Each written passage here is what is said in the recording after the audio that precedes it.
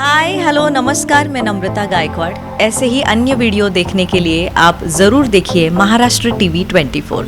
Thank you. नमस्कार, मैं खुशबू परियानी और आप देख रहे हैं महाराष्ट्र टीवी 24। मराठी फिल्म्स हम लोग देखते हैं, काफ़ी आती जाती रहती है, बट इतना उस पर जोर नहीं दिया जाता है। हम लोग इतने मराठी एक्ट्रेस नहीं देख पाते हैं, बट ऐसे में हमारे साथ एक बहुत जानी मानी मराठी एक्ट्रेस मौजूद है, नम्रता गायकवाड़। आइए इनसे जानते हैं पहले तो इनकी जर्नी कहाँ से स्टार्ट हुई, और काफ़ी सारे इन्होंने वीडियोज़ बनाए हैं, काफ़ी सारे मूवीज़ की है, तो क्या क्या इनकी जर्नी में हुआ है, आइए इनसे ही जानते हैं। सबसे पहले आपका स्वागत है महाराष्ट्र टीवी 24 में। मैं आपसे पूछना चाहूँगी सबसे पहले कि आपकी स्टडीज़ कहाँ से हुई है? हाय हेलो नमस्कार नागपुर।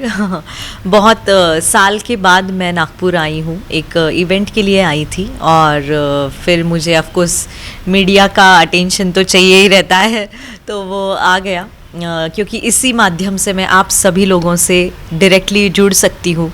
तो सबसे पहले आप सभी को मेरा प्रणाम। मेरी स्टडीज़, मैं हूँ मुंबई की रहने वाली। मेरा जन्म हुआ था नासिक में, और मेरा बचपन जो है वो वर्धा, अमरावती के पास है, जो वर्धा में थी मैं बचपन मेरा। तो इस हिसाब से मेरा विदर्भ के साथ बचपन से ही कनेक्शन जुड़ा हुआ है।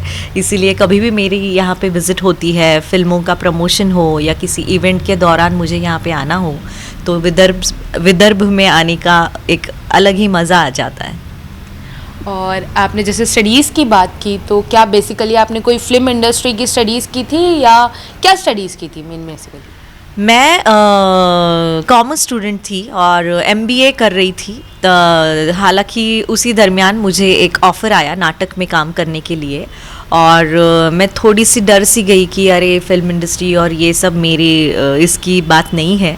और मैं अपना एमबीए करो, एचआर करो, नॉर्मल सिंपल सपना देखने वाली ऐसी लड़की, लेकिन डेस्टिनी के मन में कुछ और ही था शायद।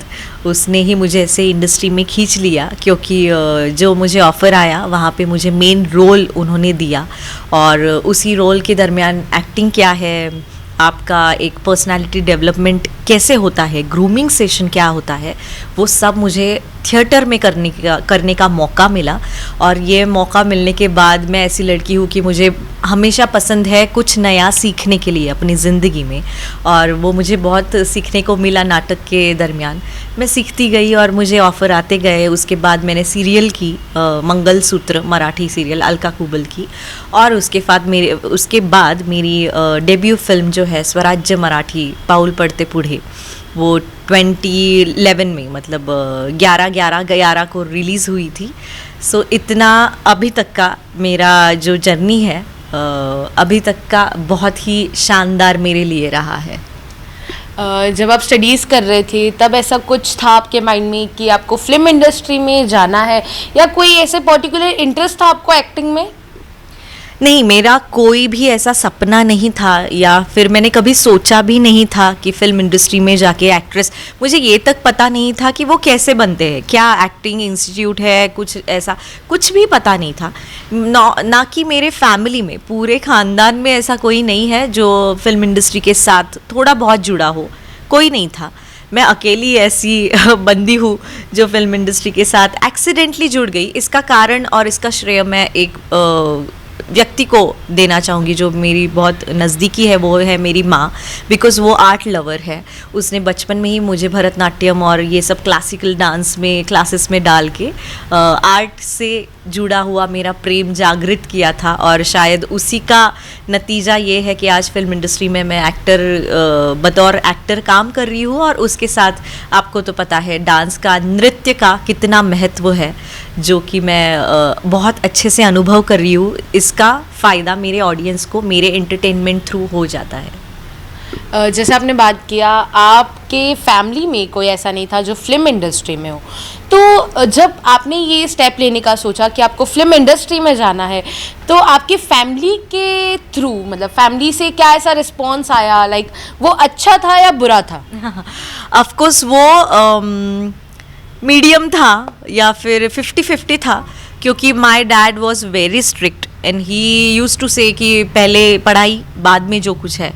तो पर मम्मा आर्ट लवर थी, तो मम्मी ने मुझे पुश किया कि चलो नाटक है, वर्कशॉप है, करो, इसके साथ साथ पढ़ाई भी करो, लेकिन ये मत छोड़ो, आर्ट भी मत छोड़ो। तो वो मैं बैलेंस करती गई। मैं MBA की पढ़ाई भी कर रही थी और मैं शूटिंग भी कर रही थी मेरी पहली सीरियल का, डेली सोप का। तो ये बैलेंस कर करके मुझे ज़्यादा ऑफर्स इंडस्ट्री से आने लगे, फिल्म इंडस्ट्री के तरफ से। जैसे कि मैंने कहा, मेरी डेब्यू फिल्म थी, फिर उसके बाद में और 2-3 फिल्में ऑफ़र हो गई एज एन लीड, ऐसे भी नहीं किसी कैरेक्टर रोल के लिए ऐसा। तो ऐसे ऑफर्स आते गए, तो मुझे पता चला कि अरे ये ग्लैमरस इंडस्ट्री के बारे में हम लोगों की जो एक टिपिकल सोच है, वैसा कुछ नहीं है। जब आप मन लगाकर बहुत ही दिलचस्पी लेकर किसी चीज़ को करना चाहो, तो मुझे लगता है उसका रिज़ल्ट हमेशा पॉजिटिव आता है। उसके लिए ऑफकोर्स पेशेंस रखने पड़ते हैं। आज इतने सालों से मैं काम कर रही हूँ और अभी भी काम कर ही रही हूँ। मैंने अपना खुद का प्रोडक्शन हाउस भी ओपन कर दिया है कोरोना के बीच, और फ्लॉसम एंटरटेनमेंट, उसमें से 2 गाने मेरे अभी तक के रिलीज़ हो चुके हैं। तो ये कंसिस्टेंसी, हार्ड वर्क ही मुझे यहाँ तक लाई है, जो आप सभी लोगों के साथ मेरी गुफ्तगू करवाती जाती है मीडिया के माध्यम से। जैसे आपने बताया काफ़ी साल हुए, तो लगभग आपको कितने साल हो गए हैं ये फिल्म इंडस्ट्री में आते हुए? एक 9-10 साल।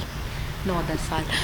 हम लोग देखते हैं अक्सर कि जब लड़कियां ऐसा कोई स्टेप लेती है कि फिल्म इंडस्ट्री में जाना है या मॉडलिंग करनी है या इन्फ्लुएंसर्स भी काफ़ी सारे होते हैं, तो उन लोगों को काफ़ी सारी ऐसी परेशानियां होती है जो फेस करनी पड़ती है। जैसे सोसाइटी हमेशा लड़कियों को पीछे धकेलने का काम करती है, तो उन सब चीज़ों को आपने कैसे फेस किया?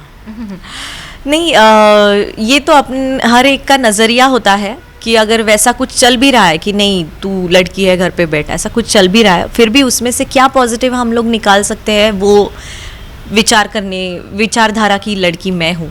ऑफकोर्स जैसे मैंने कहा कि पापा है तो उनका एक वो केयरिंग नेचर भी होता है टुवर्ड्स डॉटर कि नहीं वो पढ़ाई लिखाई करेगी तो आगे फ्यूचर होगा, पर वो उनका पॉजिटिव साइड है।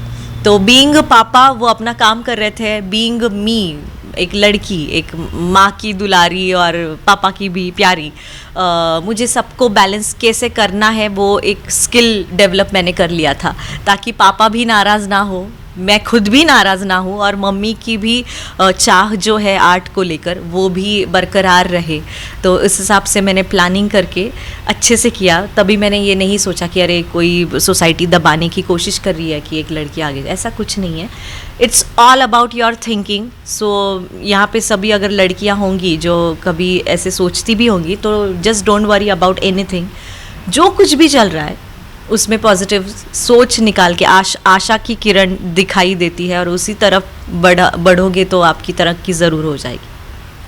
हर किसी का कोई इंस्पिरेशन रहता है। अगर आप कोई फील्ड चूज़ कर रहे हैं तो कुछ ना कोई ना कोई ऐसा पर्सन होता है जिसको देख के हम सोचते हैं कि हम भी ये कर सकते हैं। तो आपकी लाइफ में ऐसा कौन था? बहुत सारी पर्सनालिटीज़ है, मतलब नॉट जस्ट यहाँ की, मतलब फिल्म इंडस्ट्री की, देयर आर लॉट ऑफ। जैसे कि हमारी राष्ट्रपति हम लोग मिले थे, प्रतिभाताई पाटिल, जब मैं उनको एक फंक्शन में मिली थी तो बहुत इंस्पायर हो गई थी कि उन्होंने उनके कार्यकाल में इतना काम किया। बीइंग महिला राष्ट्रपति क्या वो कर रही है समाज के लिए, वो है। हमारी फील्ड में अगर बोलोगे तो फिर स्मिता पाटिल है, जिन्होंने इतना पूरे एशिया में उनका नाम है और अच्छे टॉप लेवल पे है। तो ऐसे सारे लोग हैं हर एक इंडस्ट्री से जो हमेशा मुझे लुभाते हैं और इंस्पायर करते हैं। अगर हम बात करें जैसे फिल्म इंडस्ट्री में हम लोग अक्सर देखते हैं कि नया जो कैंडिडेट आता है, नया एक्ट्रेस आता है, तो वो ज़्यादा टाइम तक नहीं रुकता है, सिर्फ वो कुछ टाइम तक ही रुकता है और उसके बाद वो चला जाता है। तो आपने अपनी जगह बनाने के लिए अगर हम बात करें तो क्या कुछ ऐसा देखा या क्या कुछ ऐसा फील किया इंडस्ट्री के बारे में? जैसे कि मैं पहले भी कह चुकी हूँ, लेकिन अभी मैंने अपनी ज़िंदगी में 2 वर्ड ऐसे अप्लाई किया है। वो ये है, एक तो कंसिस्टेंसी और दूसरा पेशेंस। पेशेंस होगा, और सिर्फ पेशेंस होगा तो कुछ होगा नहीं, उसके लिए आपको एक्शन में आना है और एक्शन कंसिस्टेंटली करना है।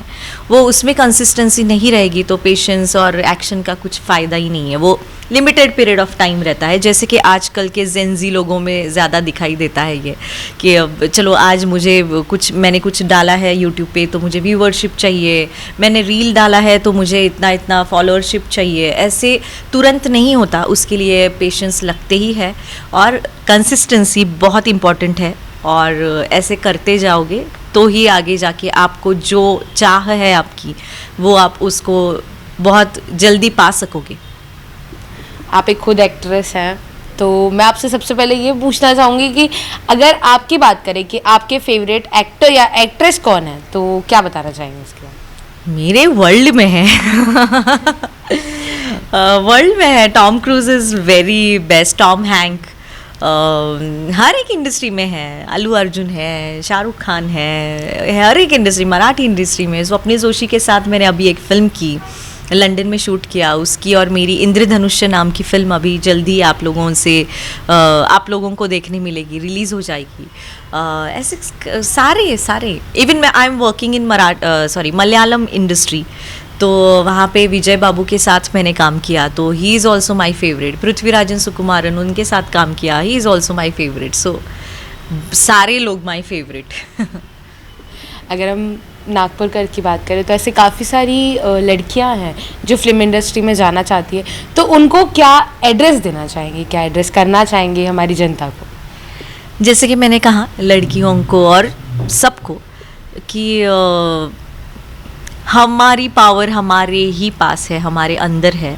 कितनी भी रुकावट आए, कितनी भी निगेटिव चीज़ें या फिर कितनी भी सिचुएशन आपके लाइफ में ऐसे आए कि कुछ नहीं हो सकता, फिर भी एक आशा की किरण रहती है, उसको जानो, पहचानो और उसकी के तरफ आप चलो, तो डेफिनेटली ये पूरी कायनात उसको मिलाने के लिए जुट जाएगी और आपको आपकी मंजिल ज़रूर मिल जाएगी। ऐसी अन्य वीडियोस के लिए देखते रहिए महाराष्ट्र टीवी 24। कैमरामैन कुणाल पानुरकर के साथ मैं खुशबू परियानी।